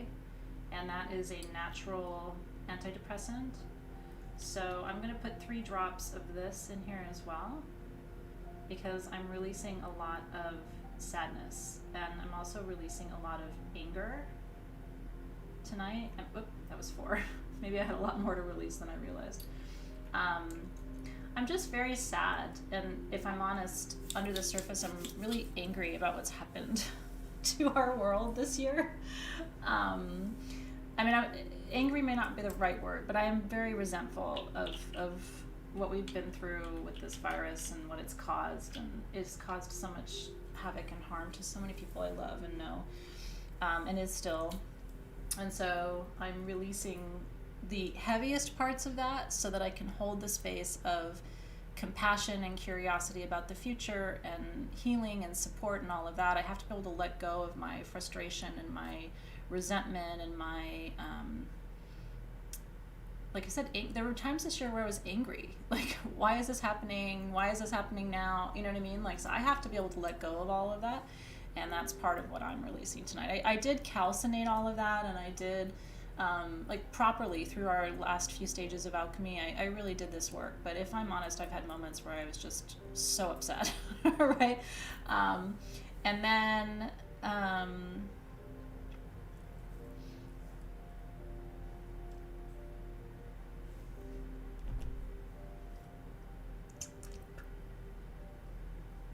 I am adding saliva to my new moon water. You don't have to do that. You can add tears if you want. I haven't cried since the new moon, and I don't like to compel myself to cry, to gather tears. It doesn't really make a lot of sense so to me. So Anyway, I added my spit in there, which is super yummy. You can see what that did to my moon water. It made it kind of funky. Now, I'm going to add all of my moon water and my saliva. It's kind of weird what the saliva did. I don't know if that's gross to you, but it's like making a cool little swirl in there. Look at my spit. It's pretty. And so Spirit, see me as I release this water into this cauldron, this water into which I poured my heart and set my new moon intentions by. And bless this water as it dances with the ash and the white sage.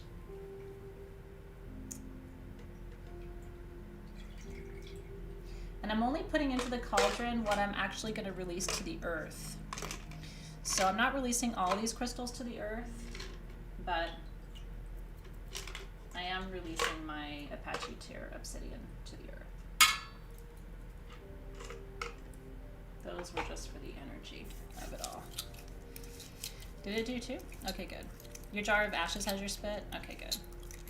If you've cried and you collected your tears, I think that's beautiful, and I don't think there's any reason not to use them. But if you didn't, if you haven't cried, I'm not that person who does that, who just will go and cry for the sake of it, right? It's not that I haven't cried this year, just not in the last couple days. Okay. Now I have 3 flowers, because what I'm releasing really falls into 3 buckets, and I tried to think about each one of these as I was in the garden today picking these flowers. I tried to think about the buckets of what I'm releasing, and you're welcome to share yours too, but I'm just sharing mine so that you can kind of see my process, and it gives you a way to do your own process as well. White roses represent peace, and I'm releasing conflict. My own conflict inside of me, conflict I have with anyone else in the world, which I'm not really in active conflict with people right now, but I'm just saying, like, and I'm also releasing broader conflict, you know, like I just feel like everyone is so disturbed on such a deep soul level right now that we don't know what to do with that except to fight with each other. And so this is my white rose of peace that I'm offering as a way to represent my inner conflicts, my outer conflicts, and the conflicts that are manifesting in the world right now, knowing that the outer is always a reflection of the inner, and the inner is always a reflection of the outer, if that makes sense. Oh, Jess Wilson, I see you, girl. That's kind of pretty, huh?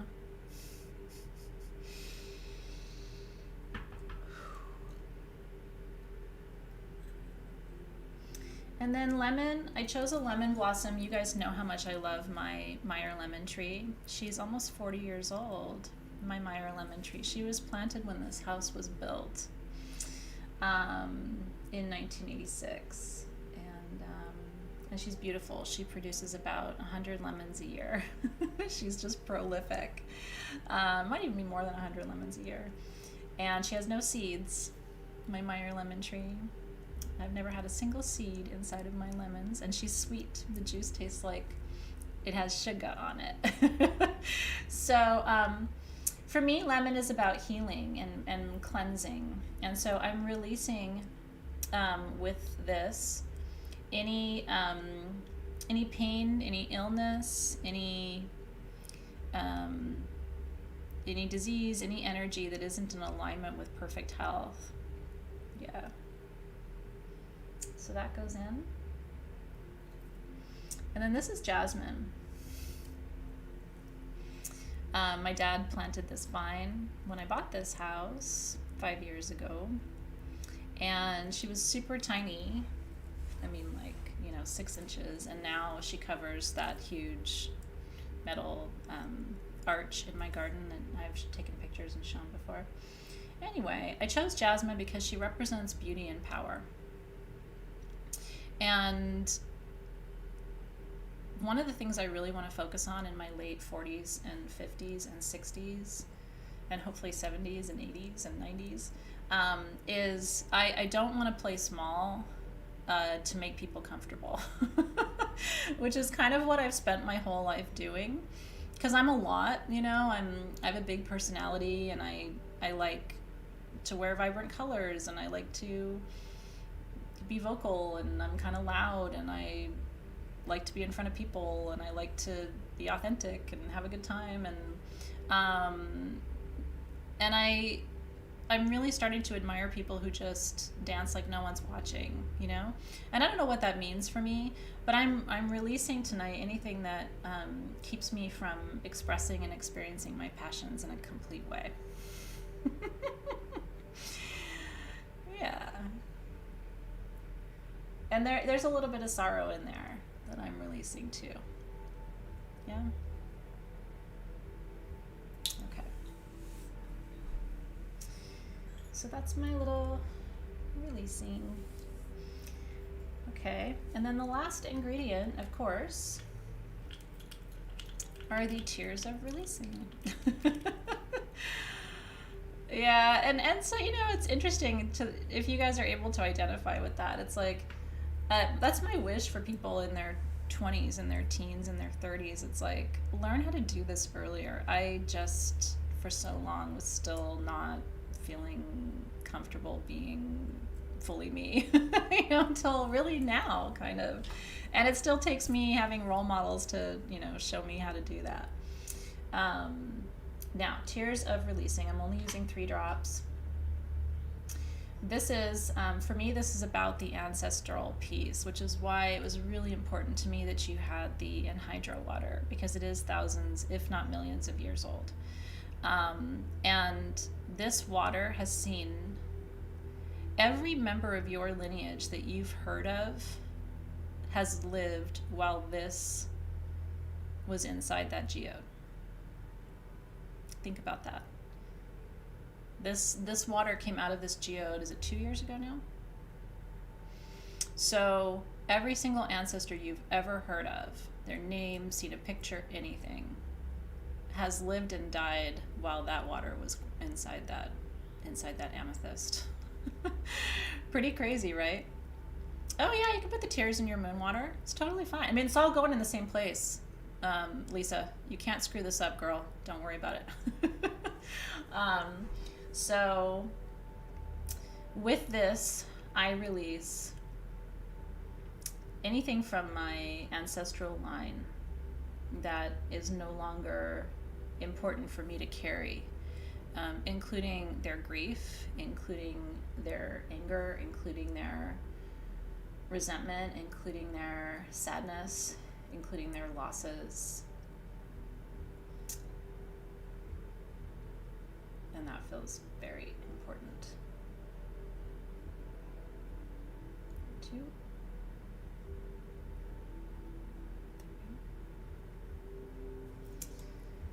Ooh. It's okay if you did the drops first.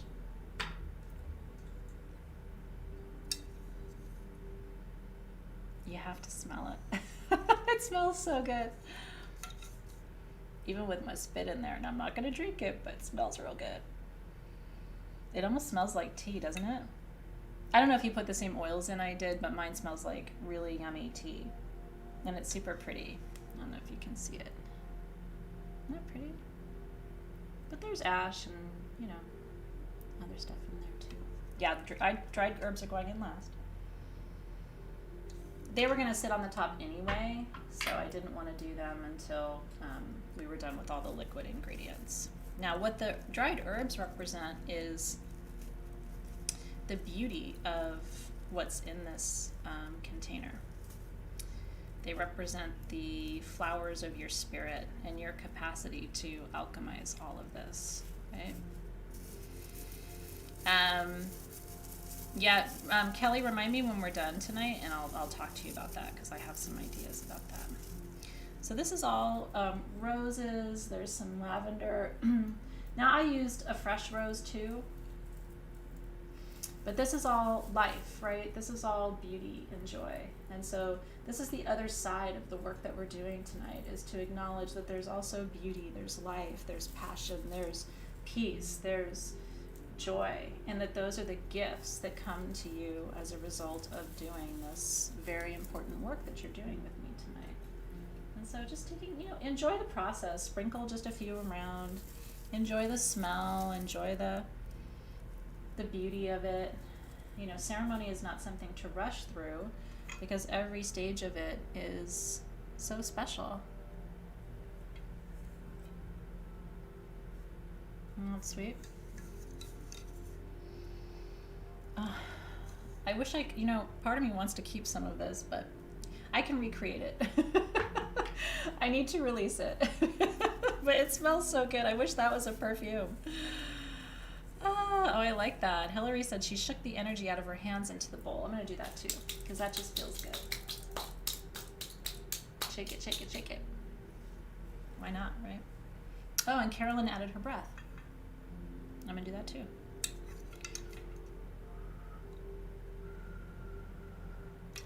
And as you're breathing, as you're exhaling, be intentional about this part, right? All that energy is leaving your body, right? It's leaving your top of your head. It's leaving your brain and your spinal column. It's leaving your shoulders. It's leaving your heart, leaving your thyroid. It's leaving your lungs and your digestive system. It's leaving all of your muscles, bones. It's leaving veins and arteries. It's leaving hands and feet.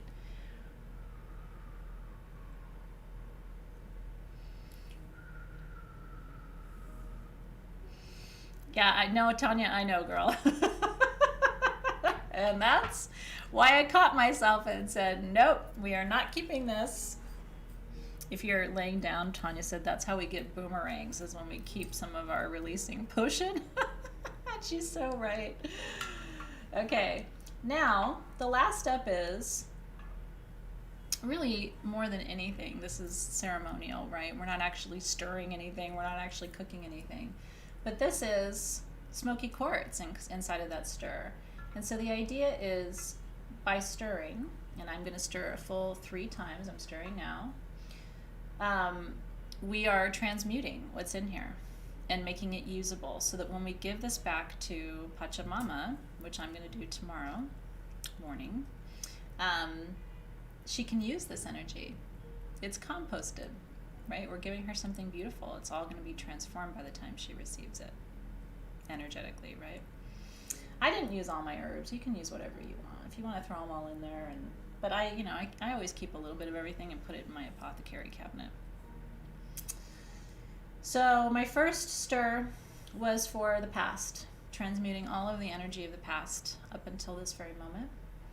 My second stir is I am transmuting the present. Everything in this here now moment that's just too heavy, too dense, needs to be released, transmuting that into usable light. And then this last stir is for the future. Anything that's in here that represents what is to come, and transmuting that energy too, so that even the future versions of this ceremony are already cleared. Right? And totally use your finger. Super fun. This is what it would look like with your finger.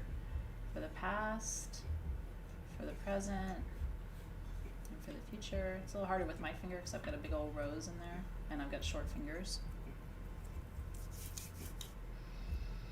Oh, that smells like heaven. It's so good. And that's also, if it smells beautiful, that's also for you, it's a reminder to you that you can put everything you don't want in a container. Think about this. And it can smell beautiful. Right? It can smell beautiful. Yeah, Elizabeth, I poured my whole bottle of moon water in. You can pour just a little bit. You can pour the whole thing, however you would like to do it. Use your intuition. It will not lead you astray. And you cannot mess this up. I promise you. There's nothing you're going to do tonight that's going to mess this up. Doesn't matter what order it goes in. I just chose what felt good to me. Doesn't it smell good? Isn't it beautiful? And my hope is, because a lot of you either are spiritual teachers or are going to be spiritual teachers, if you love this, teach people how to do this. If you're a therapist and you have a client, wouldn't this be a cool thing to have your client do if they're open to it? I mean, I don't know, but I hope this won't end with you. I hope that you will, I hope this with everything that you learn in Soulship. I hope that it ends up being a gift, not just to you, but to other people in your life too. This is so beautiful, you guys. Okay, now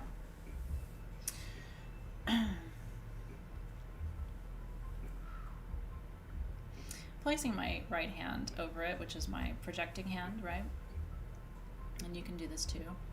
You know, you do not heat this cauldron, and we're not going to consume this. The cauldron is really a symbol of a container to hold the energy, and it's copper on the inside, so this energy is being conducted already. You don't need to heat it. Yeah. Sure, Blissful Heart, you can add your bronzite. Any other stones you want to add, feel free. But my rule is whatever goes in here is going into the ground tomorrow. I'm releasing this to the earth. So I'm only putting crystals, herbs, oils, things in here that I'm completely comfortable giving to Pachamama tomorrow. Yeah. Oh, I love that. I'm so glad. I encourage you to share what I teach you. And I get excited when you do. I'm not one of those teachers where it's like, this is my thing and you can't tell any, it's like, no. It's actually a huge compliment to me when and if you share what you do, what you learn. Okay, this is the most important part of the ceremony in my opinion, okay? So I'm putting my right hand over and imagining that I'm sending energy through from my crown chakra, through my arm, out of my hand, into that cauldron. And so I want you to take a moment here and either to yourself or out loud or however you want to do it, and you don't have to share it, I want you to articulate specifically what is it that you're releasing tonight. And to the extent that you can be specific, you might have to be vague in certain places because you may not know. Like I don't know what my spirit guides are releasing. I don't know. I've given them permission, right? So I don't know exactly what they're releasing.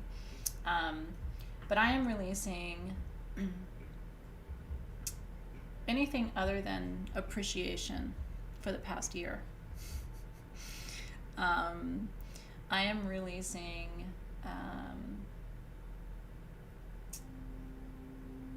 connection to what other people think or attachment to that. I'm releasing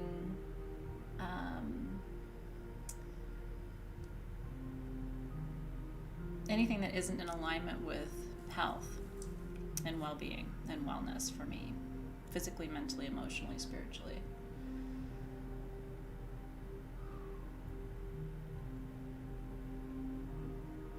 And I'm releasing unworthiness, anything that feels like unworthiness, and giving my spirit guides permission to release on my behalf, because there might be aspects of unworthiness that are hidden even to me. So I want them to go in there and clean that out. I love it. Rena said she wrote her 3 things on a piece of paper, lit it on fire, and dropped it in the cauldron. Brilliant. So that makes this both a fire and water releasing ceremony, which I think is brilliant. You can release it to the east tonight if you want. Yeah, there's no specific reason why I'm waiting till tomorrow, other than I have to cook dinner after this, and I want to kind of have a few minutes to myself. So I know if I wait till tomorrow morning when the kids are in class, I can really have some private time. So that was important to me in my thought process about it. But if you'll have privacy and you feel like you want to do it tonight, there's absolutely no reason to wait. Anything else? You can put your ashes in at any time. I started with ash, but you can put it in at any time. Yeah. And so I commit tonight to releasing what is ready to be released. I give thanks for the role that these energies played in my life at any time, and the gifts that they may have brought to me during the course of my life. I give thanks for the opportunity to do this work with you, which is really special. You know, not everybody gets to do ceremony like this with people who care about them and understand them and are for them. You know what I mean? Like, that's pretty amazing and special. Oh, I like that. Alexis is releasing apathy and excess weight. Yeah, I should be more specific about the excess weight part because I kind of lump that together with health, but I'll just be clear. I am ready to release excess weight.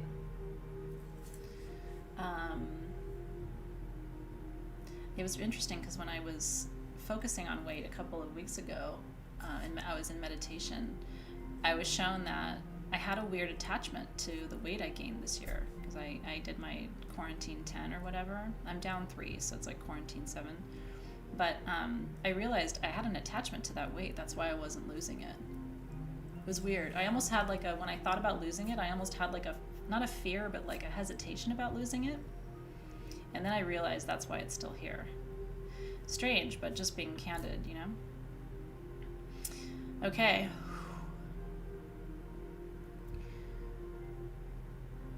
And I guess I'll say this too. I'm ready to release anything that isn't love. So there's that. Yeah, I think it felt like a little bit of like a little blanket. I don't know what it was, but all of a sudden when I thought about losing the weight, I panicked a little bit. It was really weird. The subconscious mind is nuts. It really is. I was like, what? I'm holding on to this and I want to hold on to it. So anything that isn't love, let's let it go. Yeah, this is big for you guys. Big, big, big, big, big.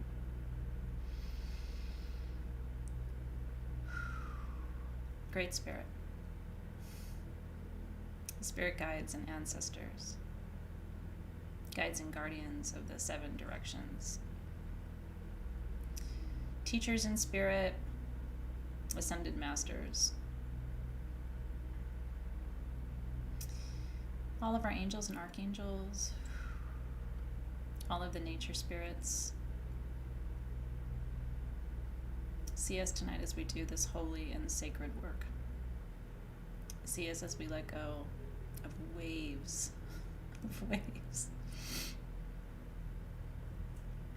of grief and sadness and hardship.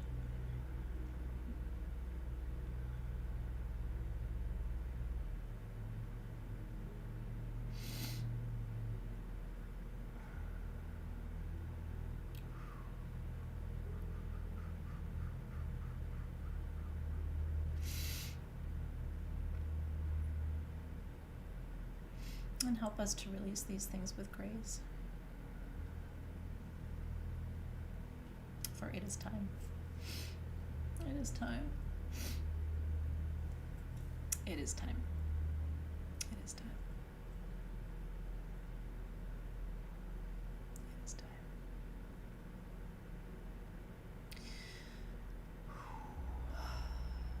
It is time.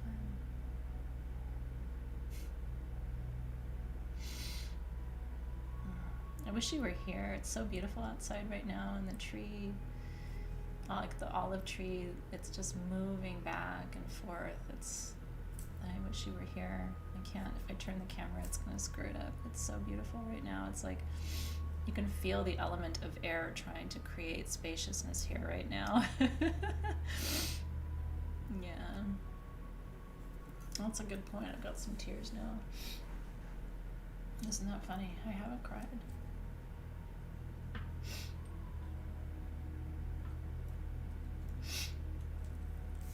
Now I have.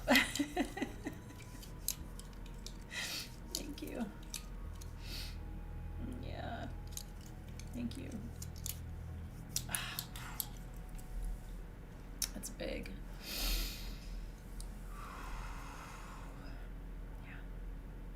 It's big.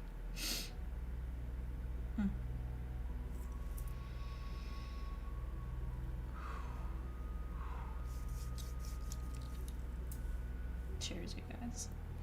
Thank you, Colin. May the water dissolve all old toxic patterns. I want to read what Colin says. It's really beautiful. In case you're not reading the feed, which you don't need to read the feed. May the water dissolve all the old toxic patterns and leave a smooth and lovely foundation upon which to build. May it be so, Colin. It's really beautiful. It's really beautiful. Oof. That was a gift, Colin. And see, You can release the law, but keep the beauty of the written word that is your gift. You gave it to us tonight. Yeah. And you can do this ceremony at any time, you guys. But I like a nice waning moon phase. I really do. You know? As the moon is releasing her light, it's really good for you to release your energy too. I know. I did, Shay. I love you too. I did.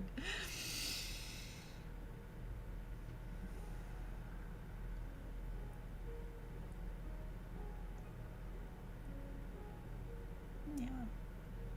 Feels good just to sit with the energy for a minute.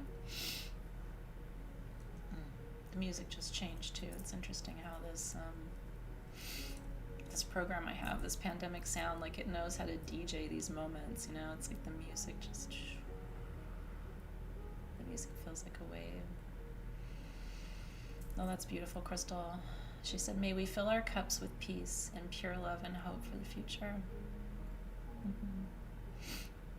Yeah, I think, Tanya, that's what I feel too. Tanya said, I wish my grandparents could have felt this release. I can sense their heartache and sadness. Me too. But you know, we do this work for ourselves. We do it for them too. We do. I believe that with all my heart. It does feel good to cry if you're crying. Boogers in the water. I can put a booger in the water.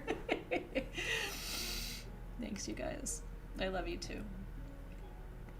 These moments are really valuable, you know? They're really special. We don't get them all the time, but this is a big deal. Yeah. It's good. It's really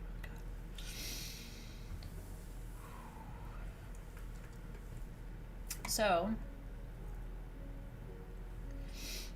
just putting some of the white sage that spilled earlier into my cauldron. I was going to talk to you about one more thing, so I'll go ahead and do that and to complete our ceremony, and then I will open our circle. So if your eyes are still closed, stay where you are. You don't need to see me to do this part, but if you're watching, it's great. I've been giving a lot of thought to the difference between forgiveness and grace. My very, very dear friend is writing a book on grace. Her name is Kirsten Powers, and she's on the news a lot, so you probably have seen her before if you watch news, but she's also just a very deeply spiritual person, and she has written a book about grace, and I just finished reading the manuscript. It'll be out in November, and she's going to come and do a class for you, a live discussion about her book with you when the time comes on grace, because I thought it's such an important topic for us. But I've been really thinking this week, after reading her book and preparing for this ceremony, about forgiveness and grace. It is often difficult to forgive when we feel like someone's done us wrong, or we've been wronged, or someone really hurt us in the past, and I understand that too. Because I've had moments where I haven't found it easy to forgive. But I think grace is easier. I think grace is not saying what you did is okay in any way, but grace allows us to imagine that people can change and that we can change in light of an experience that we've had. Grace is our greater capacity to hold space, right? And it doesn't require forgiveness. You don't have to forgive someone to have grace for them or to offer them grace. It's really not even really about forgiveness.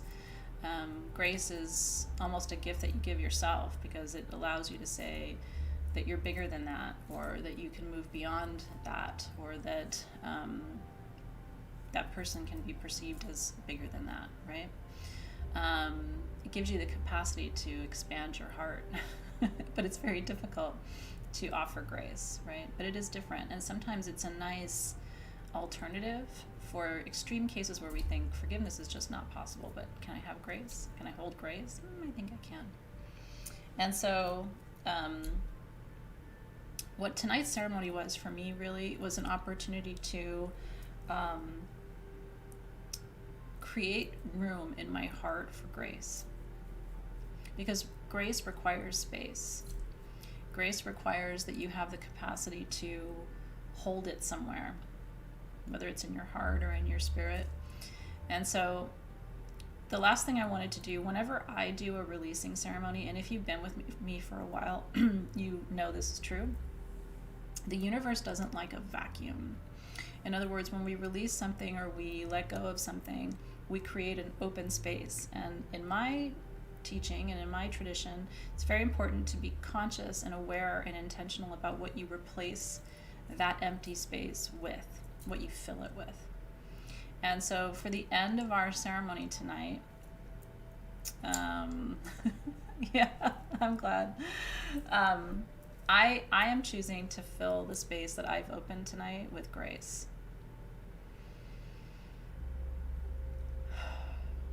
And I want to invite you to do the same if it feels comfortable for you. And if not, I want you to choose another concept or another word or another energy stream that you like better. So if you don't like grace, maybe love is the one for you, or maybe compassion is what you're filling that space, because you have just opened a space.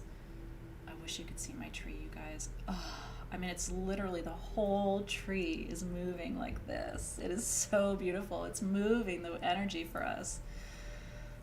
If it's doing it after class tonight, I'll take a small video and post it in the group just so you can see, because it is so magnificent. I swear this is like air element energy just generously flooding through to move it for us. Yeah, so you can replace it, I love that, with balance or worthiness or beauty or the Holy Spirit or, you know, whatever, joy, hope. But consciously decide what will take up the space of all that you just released in your heart. And that's, to me, the most important. It's an olive tree. It's not mine, it's on my neighbor's property, but I call it mine because I've let it grow all the way over to my window because I love it so much. My gardener is a friend, and he's always like, "You sure you don't want me to trim it?" And I'm like, "No, I don't want you to touch it." Okay, are you ready? So you've chosen confidence and bravery and hope, compassion, peace, ease, grace, grace, grace, right? Fantastic. And it's about to rain where some of you are.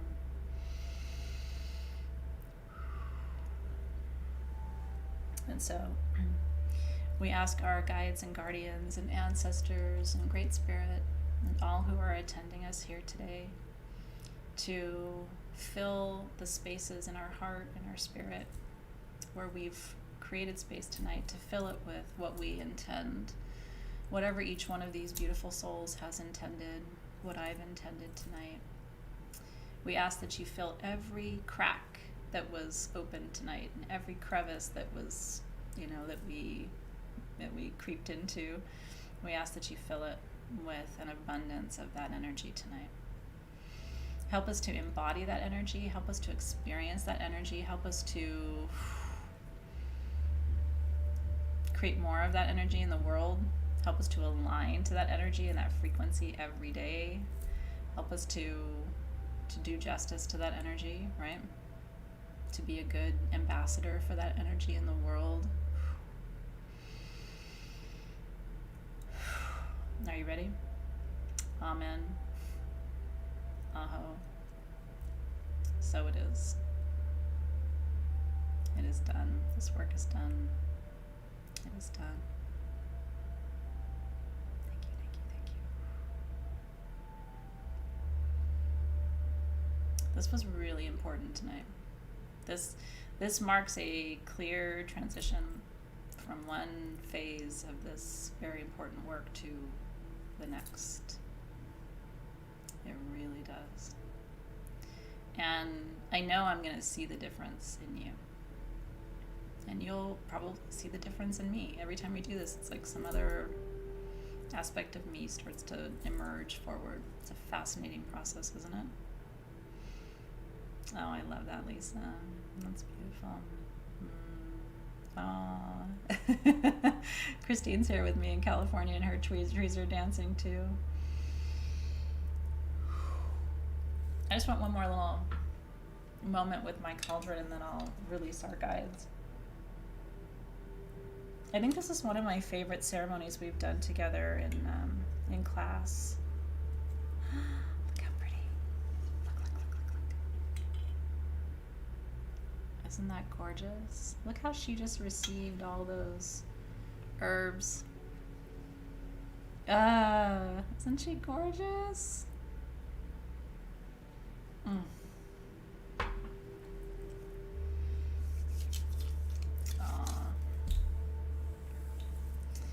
It was an honor to do this work in your presence, that's for sure. It was an honor. No, keep everything else. I'll tell you more in just a second about how we're going to work with this next. But you don't want to get rid of your cauldron, and anything you didn't use tonight can be used to do this ceremony again. Because again, you're human, you're going to need to do releasing, probably, but not before too long. So, yeah. So beautiful. Oh, Rebecca, that makes me so happy tonight. I mean, not that you're crying, but that you're able to get in there and move the energy through.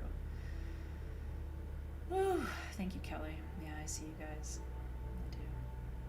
So we'll talk more about releasing in just a second once I dismiss our audience. So with a heart full of grace, I release the guides and guardians of the 7 directions. I release the guides and the guardians of the lower world. I release the ancestral bones and the crystals. I release my connection to the vortex lines, vortex points and ley lines. I release my connection to the core of our planet. And give thanks for the anchoring through our ceremony tonight. And I release with gratitude the guides and guardians of the middle world. I release you from our ceremony with so much gratitude, because wow, we're blessed. I'm so blessed to be in your company for work like this and to witness you too.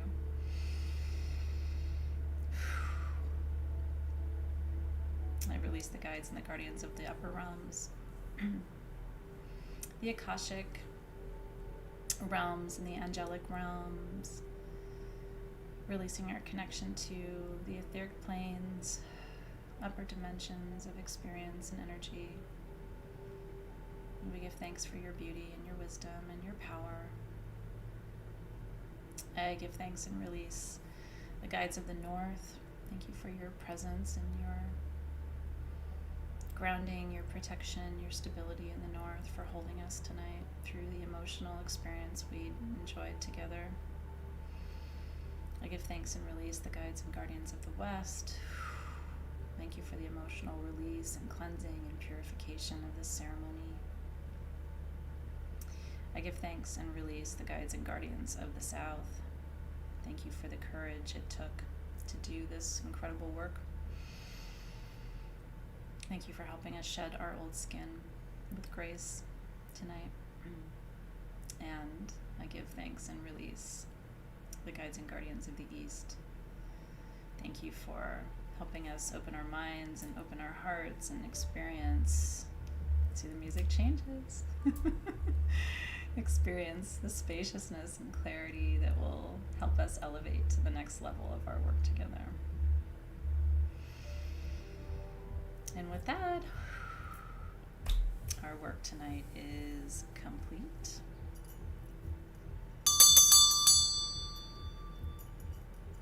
April is complete. The first third of the year is complete.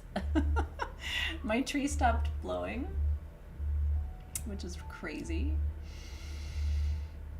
It tells us the ceremony is complete.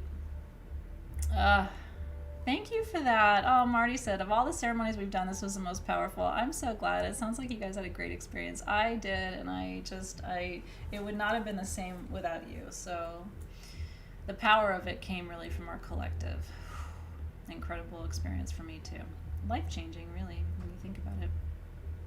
It really is. So let's talk about the next steps for this magic. So I always release to the east. That's the way I was trained. The east is the first direction, right? So when we open a circle, we always start in the east, and then when we close a circle, we end in the east. So the east begins a new cycle. So when you want to give something back to the earth, it's nice to give it back to the earth in the east so that she can incorporate it into her next cycle, right? So it's the ending of your cycle, the beginning of hers. You can bury it. You can simply pour it out onto the earth. I probably will just pour it out onto the earth. You don't have to bury this if you don't want to, but I'll probably just dig a little and put my crystal in the earth. Someone asked, it was a beautiful question, and the feed went too fast. I'm sorry, I'm not saying your name who asked it, but it was a great question about, can you plant something with this? I assume you can. I don't know about the oils, you know what I mean? I don't know how the plants will receive the oils, so I just wouldn't want you to plant something and harm it, but the energy of this is so powerful, I would say give it a go, right? Are there any other questions about what to do? And then you can do it tonight, you can do it tomorrow. Like I said, I just, when I'm doing something like this, because my kids are home with me around the clock, I just like to have a little quiet time to do it. So that'll be tomorrow morning for me. It can be tonight for you. Rena's going to do it at sunrise. That sounds incredible. If I'm up, I'm going to do it at sunrise too. That sounds really beautiful. Oh, thank you for that, Jimmy. It just means so much to me, you guys, and I just love you. I really do. I'm proud of you. I see what you're doing. I see how hard you're working. I say this, each year it's like you guys raise the bar, and so it's really true.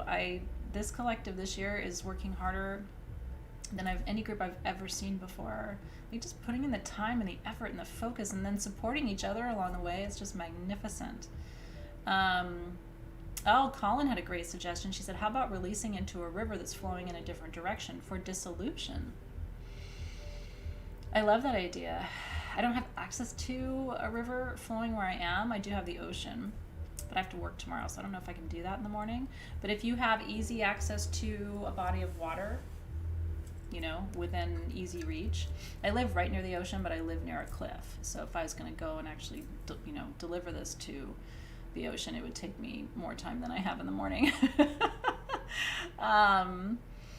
Do you open a circle as you release to Gaia? Depends if you're doing a full ceremony or if you're just releasing. If you're just releasing, you don't have to do a full circle. If you're going to do another ceremony, though, where you're going to spend time and you're going to add ocean water or you're going to add soil and do something else, then you probably, because you're raising energy, need to do that. If you're releasing energy, it's different. Opening a circle for that will not be necessary.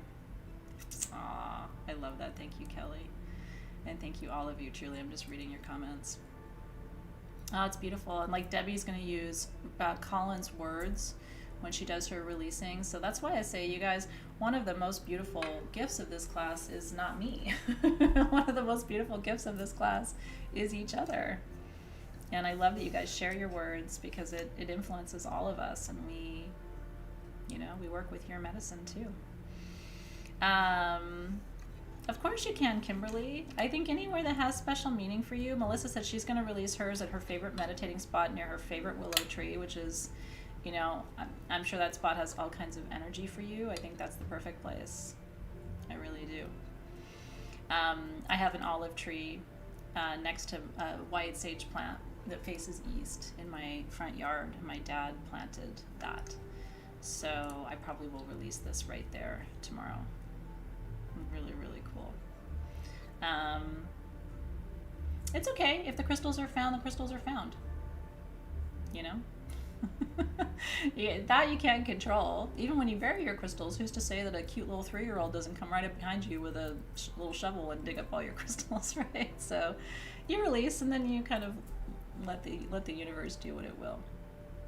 Yeah. Yeah. Oh, fantastic, you guys. All right. Well, thank you.